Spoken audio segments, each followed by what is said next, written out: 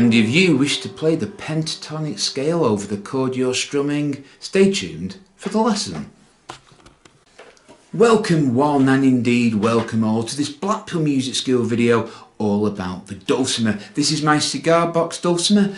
A normal dulcimer is fine, any tuning of dulcimer is fine, these techniques will work. I am tuned golf, delta, golf, so I am in G. So the techniques I am showing you work particularly well over a G chord or songs in the key of G. If you were tuned alpha, echo, alpha, you are tuned to A, therefore if it's a song in A or an A chord, these techniques will work. So let's get started. Now I'm going to talk about the pentatonic scale. That is not the same as your do, re, mi, fa, sol, la, ti, do scale. We're going to borrow notes from it and omit certain ones. This is pentatonic. This is what a lot of blues and rock and country guitarists use. So it works in other style of music, it's just a technique you've probably heard more in theirs. So we're going to do all of this on the string nearest the floor, in my case my octave G. This is my low G, the string nearest my double chin, and the G string nearest the floor is my octave. So we have got O. So if you've seen the previous videos, you'll know this is tuned a different way. If it was a guitar, there'd be frets in between these wider gaps, okay? So that's the difference between a dulcimer and a guitar. This is limited to what keys it can play in. I can play in about 4 or 5 on this. See the previous videos from about 4 years ago now to find out more on this instrument. So let's get started. The pentatonic scale is going to borrow 5 notes, hence the name pentatonic, from the normal do, re, mi, fa, sol, la, ti, do scale. So on this instrument I'll show you where they are. You can use the other ones if you wish, but these are sort of, shall we say, safe places to land on. I'm not saying it'll be the greatest melody in the world, but you won't sound very out of tune. So we've got this. We've got an open string. We've got the first fret, the second fret. We skip that fret there and move down to the 4th. The 5th fret and then the octave.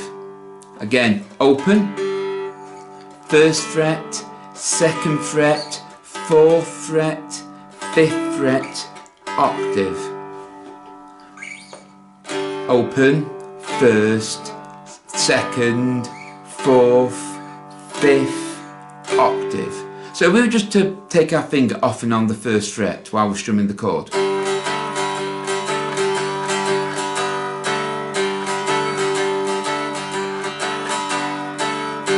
So there I'm just going off the 1st and the 2nd fret.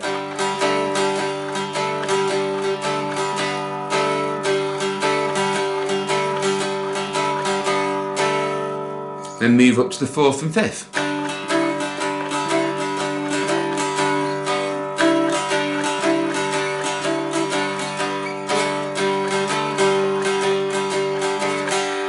You hear it gives a nice sort of added bonus to your music. So if you didn't want to do the walking bass line, you can do stuff like this. In my case, if I was playing a song in the key of G, because that's what I'm tuned to, anytime there's a G chord, you can add those little runs. And it just fills out the music. This sounds particularly good if the mouth is not in operation. If the singer's not singing, it just stops it being a bit lifeless, the music. You've probably heard this in other songs, you've probably just not picked up on it, but that is what that is. So you got the open, the 1st, the 2nd, the 4th and the 5th and the octave. My octave is found there. You will notice there are 3 small frets, mine is the last one. From then it just repeats again upwards. So that octave there, that 12th fret, 12th fret will be on a guitar or a ukulele or a banjo. It's the same as the nut here. That nut there is the 12th fret, so everything again you can use up there, you'd be playing in a different pitch. So you got open, 1st, 2nd, 4th, 5th, octave. And like I say, you see a G chord in a song,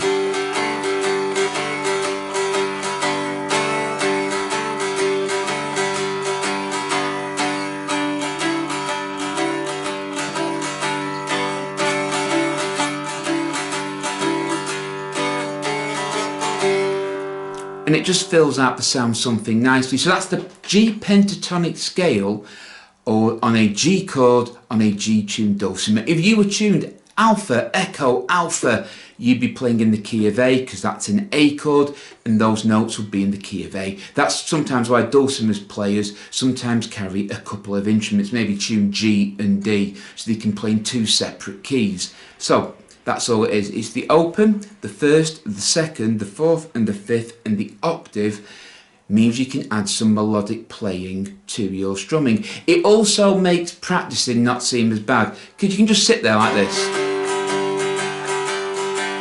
and go.